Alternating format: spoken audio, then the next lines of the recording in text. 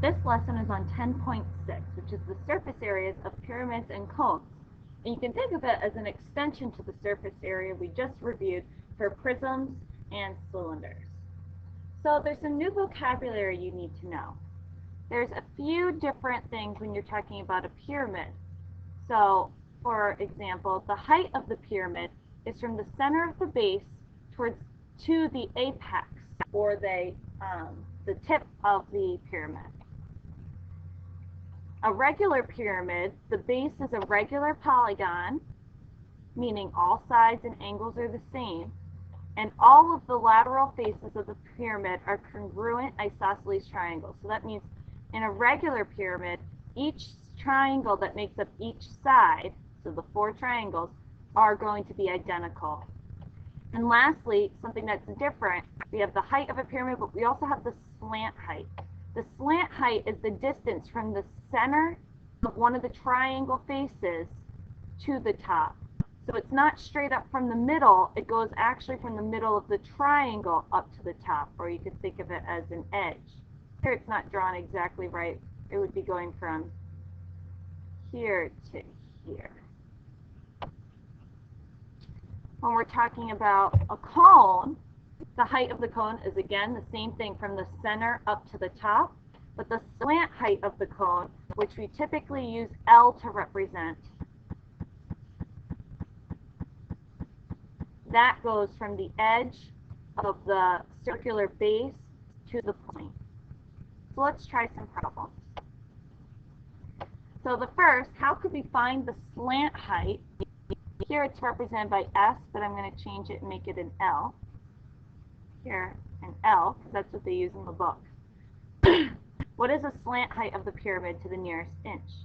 The slant height, L, of the pyramid is the hypotenuse of a right triangle.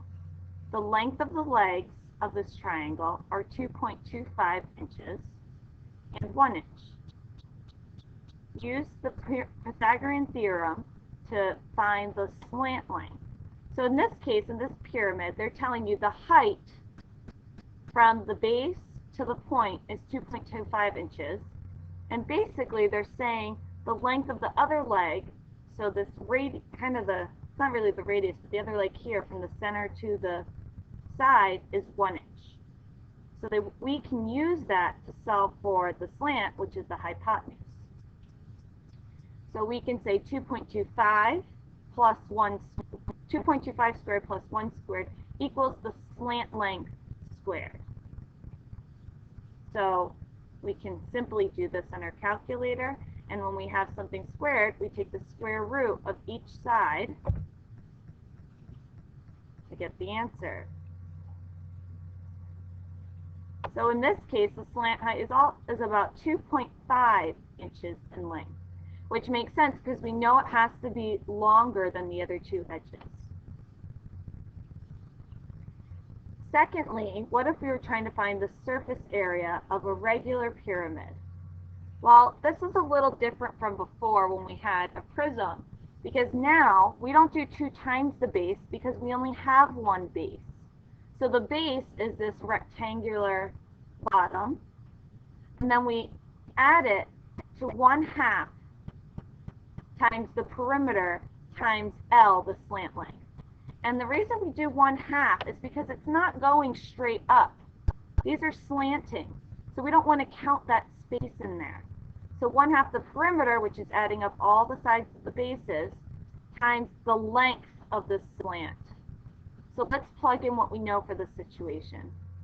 So first, let's find the perimeter and area of the base. So the perimeter equals 4 times 15, because each of these sides is 15, so, which is 60 meters. And the area of the base is 15 squared. So 15 times 15, which is 225 meters squared. Now that we know these, we can plug them into our equation to find the surface area. So again, I rewrote the equation out. Let's substitute. So 225 for our base, plus 1/2 times our perimeter of 60 times the length, slant length, of 21 would give us 655 meters squared. So it's a new equation that you need to remember. It's not like the cylinder and the rectangular or triangular prisms. Now we have a new equation that's going to apply to both this pyramid and a cone. So let's try it with the cone. The cone uses the same one, but in this case, its perimeter of a cone is equal to its circumference.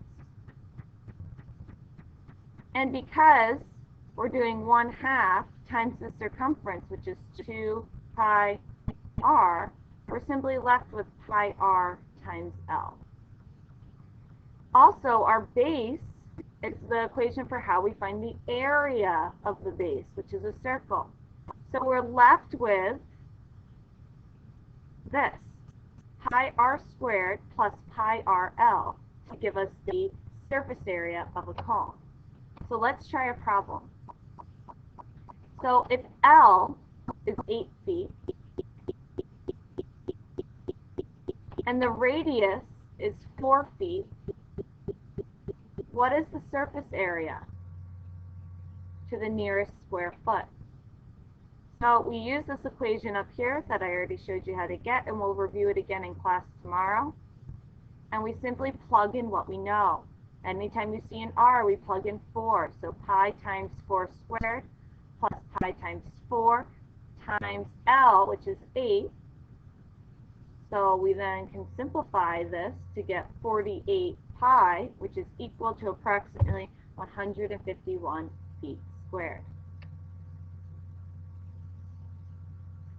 Lastly, what I'd like you to do is try 2 example problems. And I really want you to take your time on these and see if you can use those equations I gave you on the previous slides to help you solve these 2 problems to find the surface area of the pyramid and then the surface area of the cone. And bring those with you to school tomorrow. That's all for this lesson.